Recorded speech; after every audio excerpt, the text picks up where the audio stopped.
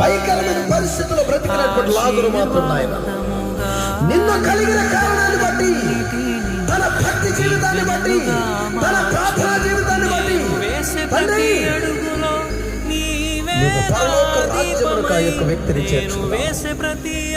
ఈ భూమి మీద ఉన్నటువంటి సమస్తమును సంపాదించుకున్నటువంటి సుఖపడుతూ జీవించినటువంటి ధనవంతుడు మాత్రం అన్నిటినీ సంపాదించుకున్నాడు, కానీ సంపాదించుకోవాల్సినటువంటి నిన్ను మాత్రం విడిచిపెట్టాడు.